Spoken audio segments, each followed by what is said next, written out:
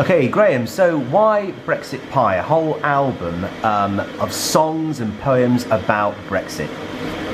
Well, I've always wanted to write songs, topical songs about political events, like many of my heroes, especially Bob Dylan, Phil Oakes and so forth.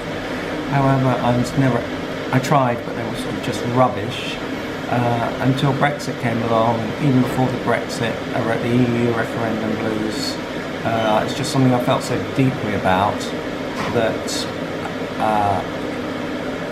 it just naturally came out, and then it was just a question of writing songs in different styles. And then there was this guy called Ben Chambers who had a radio show, so the genres didn't always fit what he was doing that month, so I wrote some poems as well, and it all came together. And gradually over time I had first an album's worth, and now I've got a double album's worth of various songs in different genres that sort of chronicle the ups and downs of the last almost 2.5 years. So what will you be doing with the album once it's finished? Where will it be available? Well, it'll be available on the website for my label, Southern Summer Records, and I'll be looking at putting it through some of the other outlets like Spotify and so forth, which I have done for a previous album. Terrific. So tell us about some of the songs on the album then. What influenced them? What genres of music are they in? Tell us a little bit about some of the songs. Well, what I generally try to do, one of my main influences is growing up in the 60s, the Beatles. And as the Beatles progressed later in their career, you'd hear songs in all different styles. So that's generally what I try to do. So we go from rockabilly on Last Train to Bama Land. Brexit Pie is a sort of 1930s kind of thing.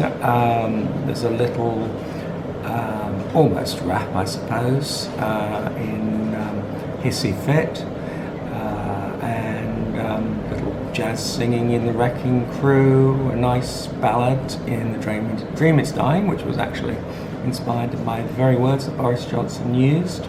A bit of that's a Beatley ballad. People really want to know any more, they should check the album out, I think. Okay. I'm trying to think of anything else I could ask you. What was it like working with Ben Chambers? It was awesome. It was absolutely sensational. No, seriously, well, you wanted to plug about yourself. No, okay. Well, it's not so much that, it's more about what I've done with you. Well, I should say something about you. Okay, so I'll ask you that then. Okay, so which came first then, the lyric or the melody, the chord progression, and did you start with demos, and how did they progress into fully fledged songs? Well, that's a little bit cliched question. I'm sorry about that. I tend to work a lot with the idea of the song, like the title comes first. But it varies. Like, for instance, one of the songs actually, the Mess of Trouble, came to me while I was actually on the last march in October, which was really nice, inspired by about 700,000 other people. But it's generally no different from the other thing I do with all the other hundreds of songs I've written over the last 50 years or so. A major influence actually was working with yourself, Ben, and sort of certainly helped me to realise I certainly couldn't have done it without your help and influence, both in the recording, production, and the input, because you can only go so far on your own. And I've always, from anything I put out on the record, I've always worked with somebody else, other producers, very much like yourself, and it's definitely a team effort. It's certainly not just down to me. For example, on a song like Brexit Pie itself, the song about the culinary kitchenette song, how did that start? We had a demo for that, didn't we? Guitar and vocal. And what were your main ideas for how we'd progress that song? I don't actually recall where the original idea came from. But yes, I did a demo, possibly even before I was thinking of doing the album. But yes, we basically do the usual thing is I send you a demo, and then you would do a backing track for me in the box, as it is said in So the tell us a bit about some industry. of the stuff we've got on that track then. Well, I think you probably know a bit more about it than I do. We were going for a very 1930s. Fats Waller, That's right. was one of the inspirations. Also, the Beatles' Honey Pie, that 1930s sort of swing band thing. So you've got a sort of a double bass drums, and then some, I think, woodwinds, dance band, 1930s kind of music. And the great thing working with you, Ben, is I can just send you a track from YouTube or something, 2 or 3 reference tracks, and you'll come back to me and you'll give me a backing track, which often it's quite hard to hear without my vocals on, but usually you're sort of within kind of 5 to 10% of what I want, and there's always a little tweaking involved, but it really works well. So I'd certainly recommend any other singer-songwriters who haven't got the time and the skill to do their own production, or the patience, to consider working with Mr. Ben Chambers at Embrace Music. Well, one more thing. Tell us a bit more about the influence behind the entire album. What is it particularly about Brexit that really gets your goat? Well, it goes back a long way, because my grandfather was evacuated from Belgium along with his one sister and 2 brothers and their mother in 1914. I recently found out there's 250,000 Belgian refugees.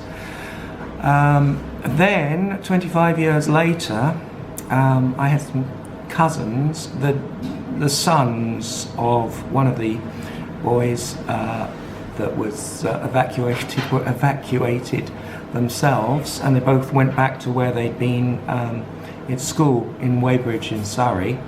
My elder cousin, I saw both those cousins last year in Canada, as a matter of fact.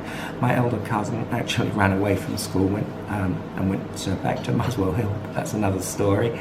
And basically, sort of my Belgian heritage means I've always been very pro-EU, having visited my great-grandfather, his house when I was very young in Antwerp. So I've always been very pro-European, and I've like my grandfather himself, who supported the United Nations in New Malden. And to me, what the Brexiters were doing was just criminal.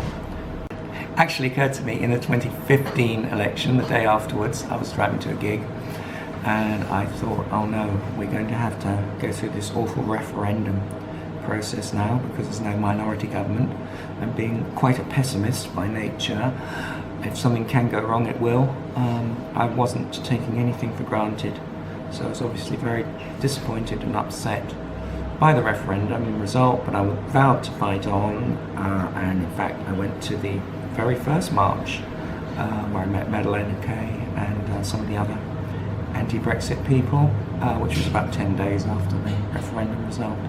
So it's just been, what can I do? Stop this thing, and I'm a songwriter, so that's all I can do. And what effect do you think people in the creative arts will have on the debate in shifting opinion? Well, I hope they've done a lot. It seems to be very, very hard. What I'm encouraged about is when I look around at the people on the Remain side of the argument, and I compare them to the people on the other side of the argument, there are very few people on the other side of the argument I have any respect for, certainly as political. I mean, Michael Caine's a great actor, Ringo Starr, fantastic drummer, but I wouldn't go to them for their opinions on politics. So let's stop there for a second. Thank you. Yeah, thanks.